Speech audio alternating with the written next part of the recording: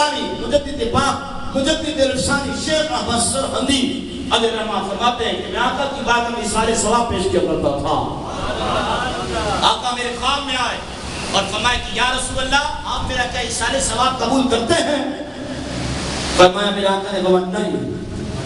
امام ربانی سے کہا نہیں. امام ربانی رونے لگے اور فرمایا کہ یا رسول اللہ مجھ سے کون سی غلطی سرزد ہو گئی، کون سی خطا ہو گئی؟ میرے آقا نے فرمایا میں سارے ثواب اس کا قبول کرتا ہوں جو عائشہ کے گھر سے آتا ہے. ام المؤمنین سیدہ پاک سیدہ عائشہ، بولو سبحان اللہ رضی اللہ تعالی عنہا کی طہارت، آپ کی پاکیزگی، آپ کی تقدیس، آپ کی طہارت، حضرات محترم آپ کا ذوق، آپ کا عالمانہ ہونا، حضرات کو اس کو کوئی بیان ہی نہیں کر سکتا. ان کی شان بہت عرصہ والا ہے. ان کی طہارت پہ رب کعبہ نے قرآن کی آیتوں کو نزول فرمایا. جب حضرت یوسف علیہ السلام پر بہتان لگا تو گواہی بچے نے دی ہے.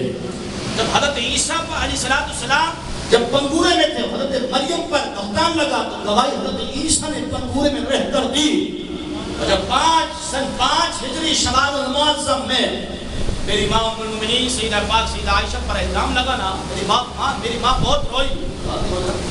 جب بھی ماں کا ذکر کریں تو کہیں میری ماں، میری ماں ام المؤمنین، یہ ٹائٹل ضرور لگائیں، میری ماں ام المؤمنین سیدہ طاہرہ طیبہ، یہ ٹائٹل لگائیں. پھر آپ دیکھیں ایمان کے اندر کیسی حلاوت آئی، کیسی چاشنی آئی. حضرات کے مطلب جب میری ماں پر الزام لگا نا 5 شوال المعظم، میری ماں بہت روئی. یعنی اہل بیت کو اتنا ستایا گیا، اتنا منافقوں نے ستایا، میری ماں بہت روئی نا. اللہ جل وعلا نے یوسف علیہ السلام کی پاکی کی گواہی بچے سے دلوائی. عیسیٰ حضرت مریم کی پاکی کی گواہی حضرت عیسیٰ سے دلوائی.